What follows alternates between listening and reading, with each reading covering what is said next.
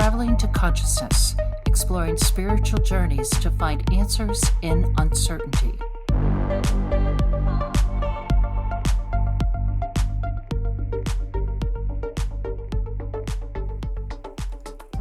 What is up, conscious monkeys? Welcome back to another episode of Traveling to Consciousness. As always, I'm your host, Clayton Cuteri. Today's podcast, we are talking about a lot of stuff. We're talking about politics, as always. We're talking about pardons, and we're talking about maybe a little bit of prophecy as well. Let's see what we can wrap up here. Let's talk about some of the current events. We're going to transition, of course, as always, as how this can actually be seen in a spiritual light, because the future, if we so choose it, is going to be spiritual. It just has to be. It's the only way that I see us moving forward as a country. It's the only way that I see us moving forward as a one people, as becoming unified. Because I think there's one thing that we can all agree upon, and which is the amount of division that has been being created, emotional division, physical division, intellectual division, all of it is out of control right now. And if we ever want to get to a place of unity and harmony and happiness, well, we have to come together. Unity is a big part of that. So let's jump into the things that actually have been going on to just fill you guys in a little bit. The biggest thing, I think, it doesn't surprise me. Unfortunately, it doesn't surprise me. It probably doesn't surprise you either. But there has been a pardon controversy. President Biden has pardoned his son, Hunter Biden, of essentially anything he may or may have not done wrong over a 10 to 11 year period. Just in case he did anything wrong, we're going to pardon him for that. Which is, well, it's legal for him to do. But of course it calls into the morality, the ethical implication of such a thing. And if you don't know the whole Hunter Biden, it could be the whole Hunter Biden laptop situation could be an entire podcast on its own. Short thing is it seems like he was doing illegal stuff, doing cocaine with hookers and strippers and prostitutes. And I mean, if it's legal and like that's what he wants to do, that's, I feel like, his business at some level. But I think where it got a little dicey is when he was selling out America, selling out the ear of Joe Biden to Chinese intelligence, to foreign adversaries. And I think that's where a lot of those things should be called into question. Because, see, a president hasn't, or at least I don't know if they're legally allowed to. I don't think it's ever occurred, so we're not sure if a president can pardon themselves. But whenever it comes down to family members, it's kind of a weird extension, right? Like I could just say to my brother, like, hey, go, or my son even, hey, go tell China XYZ. And if you ever get in trouble for it, I'll pardon you for it. So a lot of ethical questions arise from that. So, that the presidential pardon, I think is a very interesting conversation around that. I think, though, that he is the head of the executive branch, the one who executes the law. So I do feel like it's something that maybe we should consider keeping. I'm not going to dive into if we should get rid of that or not, because I don't know. I see validity in it, because I know that there have been pardons, valid pardons in the past for people who the law has either unjustly accused or have been put in jail for unviolent crimes. So I see the validity in that. What I think is very crazy is the whole Hunter situation. When there's outright illegal activity occurring, and even at the expense, treasonous activity, from what I've seen, maybe we're not allowed to pardon treasonous activity. I don't know. I'm speculating here. I'm not saying one way or another. I think that that's something that we should very much think about. We should consider it. I think there's also something to be said, in this gap period, right? Is now we have from November to January of, essentially we know who the next president, or from November, December, and then January, we have 3-month period where we know who the next president is, but yet the last president can just kind of do what they want. I mean, we also saw this with Biden authorizing Ukraine to shoot missiles into Russia, which nobody wants. I don't think anybody actually wants that. I think if you do want that, then you're probably pro-war.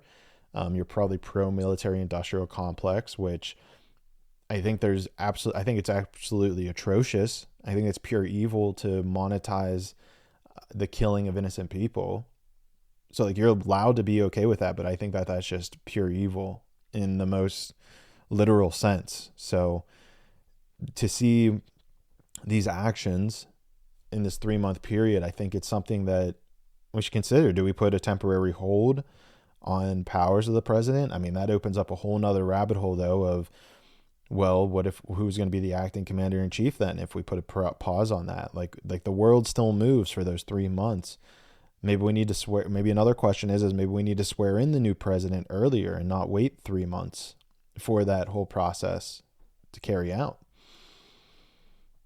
I think there's a lot of things here that should be examined because, why did he wait till now? Now he doesn't care. I mean, Biden should have done this before the election, of course. Like, why didn't he do it before then or before this? But of course, it's no skin off his back. Of course, it would have hurt the Democrats, and you can look at this from all the political moves. But I think that's something that we should definitely be talking about.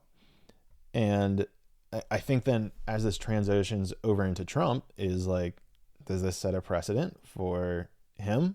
And I know he's been under scrutiny. The law has been coming after him. They said they're going to put an indefinite pause on his, sentencing, which I think is also just crazy. This comes back to what we were saying earlier. I don't know if a president can pardon themselves. That's never happened before. So I don't know what the legal procedure is around it. It's all gray. It's all vague.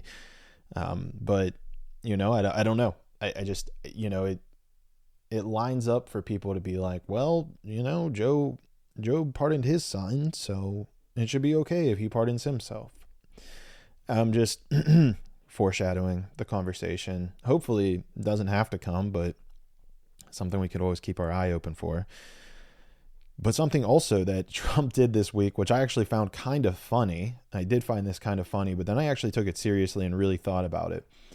Trump made comments about buying Canada. So again, this is all alleged, but there's reasons to believe it might not be just alleged.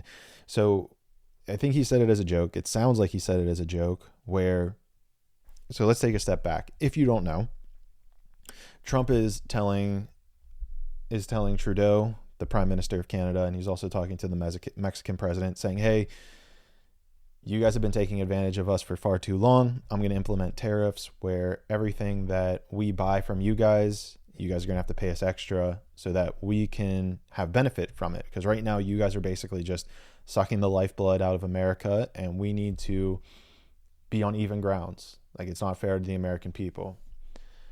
And in a meeting at Mar-a-Lago, Trudeau essentially said, hey, like, you would bankrupt Canada if you did this, And Trump snapped back with, and again, this is what I thought was pretty funny and clever. He's like, well, if that's the case, then maybe America should just buy Canada and make it the 51st state, which I thought was hilarious. I thought that was funny. But then I started taking it seriously.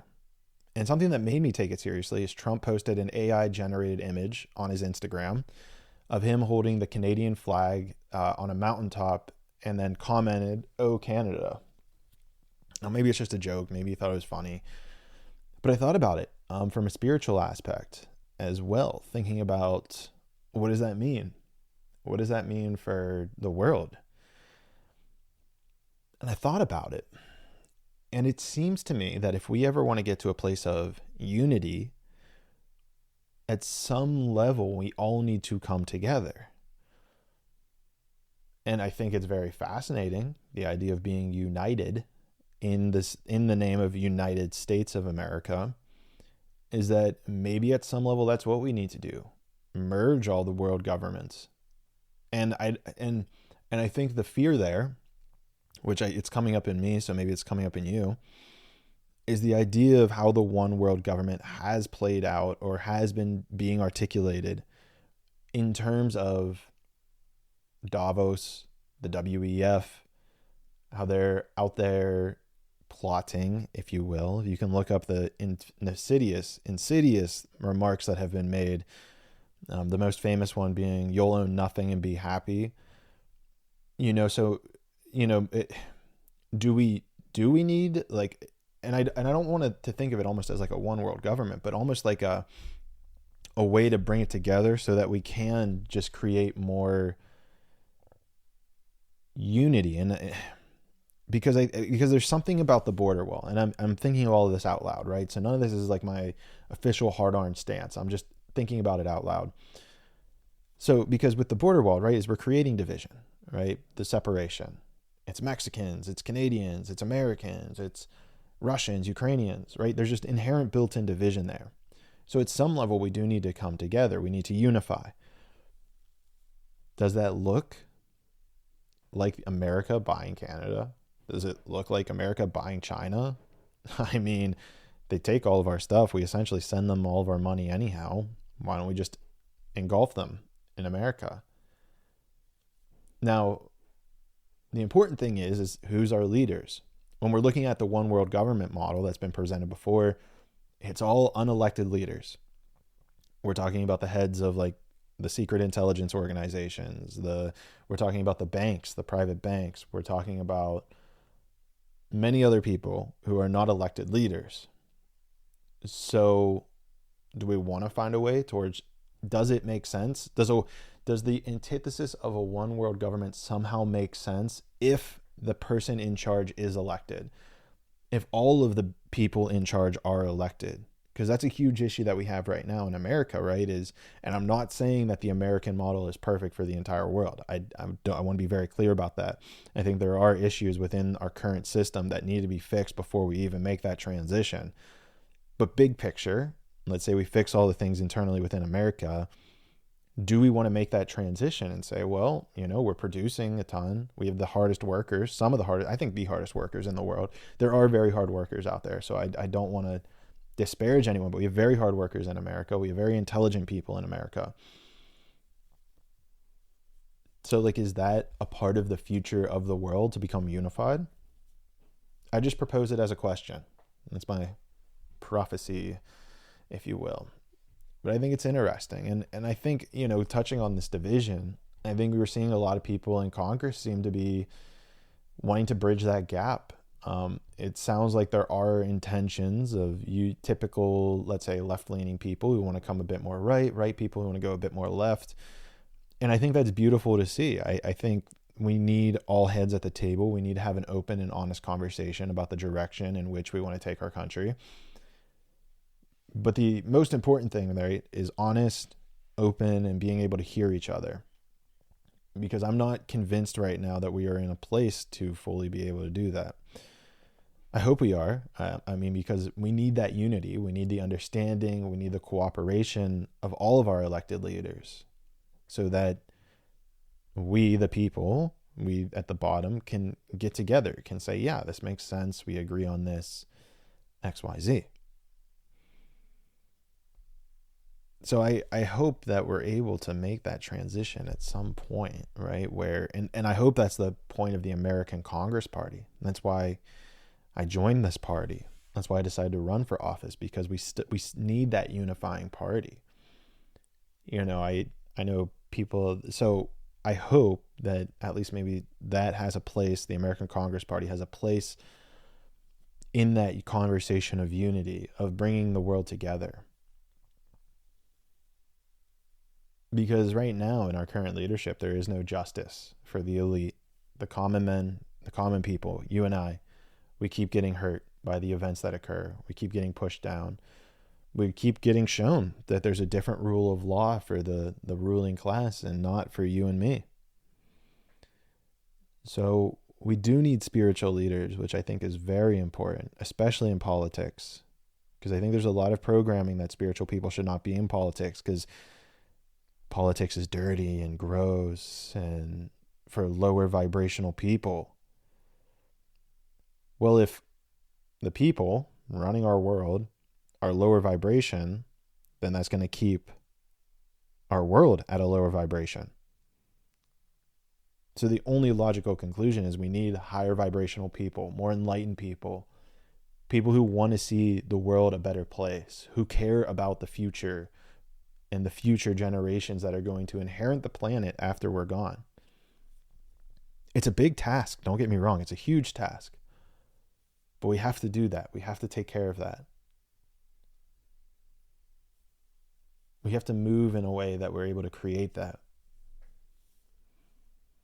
So if you're listening, you're a spiritual person, which I'm assuming you are, get involved. Reach out to me. Shoot me an email. Clayton@AmericanCongressParty.com. Get involved. Now, maybe politics isn't for you. Maybe that's not like your full calling. Maybe there's a different way you could help the party. Maybe there's other ways you could get involved. But if you don't want to do that, maybe you're still working on yourself, because I think that's also very important. I know for myself, like if you would have brought this to me 3 years ago, I'd been like, no way, I'm not ready. I got my own shit to deal with. Like, no. And so we do have to take that responsibility. We have to look inward in order for us to become the people who are able to create a more unified world. We have to first be unified in ourselves. So in order to do that, in order to become more unified, I have created a little bit of a meditation class you guys can check out. If you look below, it's the 999 meditation. You can find it on my link tree. You can find it in the link below. And I just want to say that the most important piece of that, there are good meditations in there. You can kind of focus and stuff, but the most important thing about that meditation is that it's going to get you signed up on the newsletter. So you'll be able to know whenever more meditations come out, because I am working on a very powerful one that involves Jesus, involves healing the common man, involves healing our internal energy, all of this stuff. And then also weekly, on Wednesday nights, actually tonight, but you won't be hearing it. You'll hear it on Thursday. On Wednesday nights, I go live on my Instagram with Shelby Moore. We do a live, we talk about some spiritual knowledge. It's a lot more spiritual focused. Like this is a little bit more political focused, but that's more spiritual focused. There's almost no politics in it. There's a little bit. I don't want to get out of here. There's not none. So hopefully you're able to join us on Wednesday nights for that. I was sending email reminders, and which reminds me, I have not sent the email reminder today.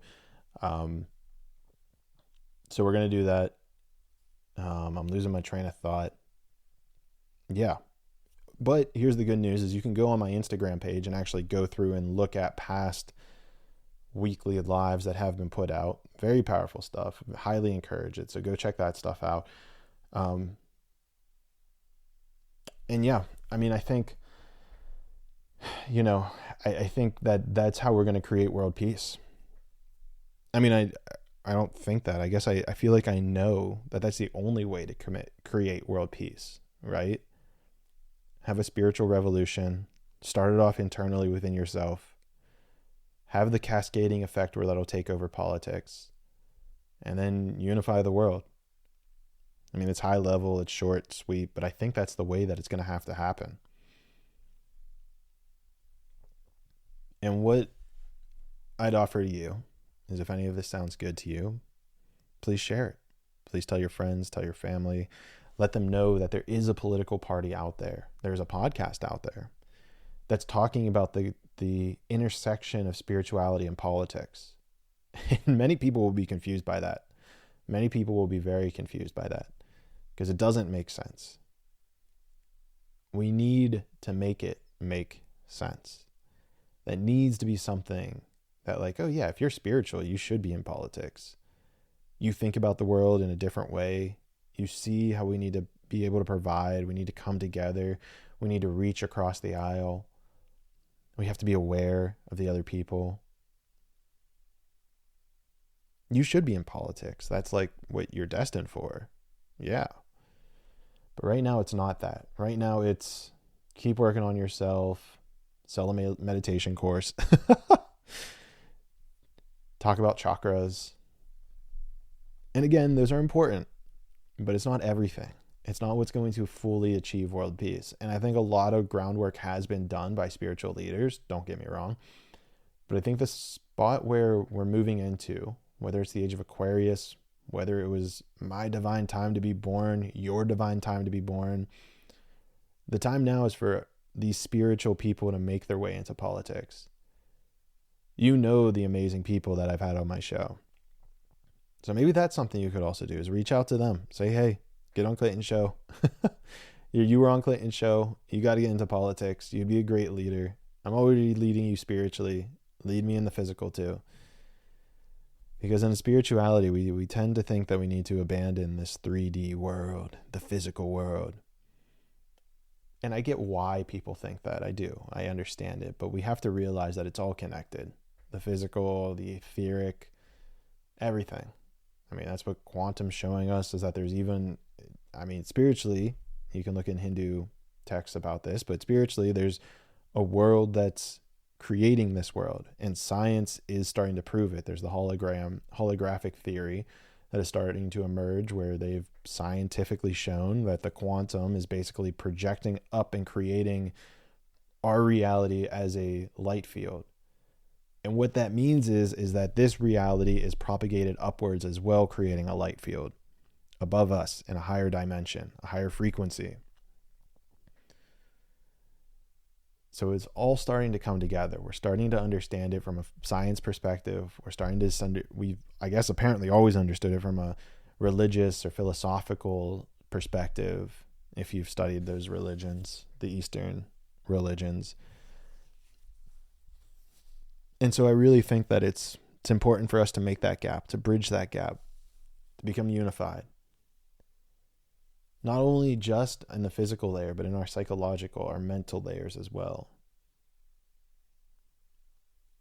So that we can project out a more beautiful world onto that higher plane of existence.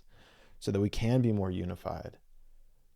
And politics is so important in that mission. So important. I think it very quickly gets overlooked and overshadowed just to how important politics is in that mission. So let's go.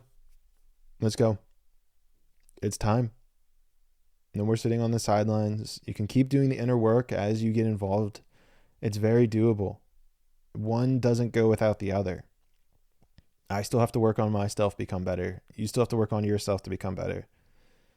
We can do that while getting into politics. We can do that as we learn about politics. So it's time for that. It's time for us to move in that direction. So if you learned anything in this podcast, please share it. Please share it with your favorite friend, family member, spouse, whatever. And if you don't share it, we're going to have a conversation about it whenever I see you in the 6th dimension.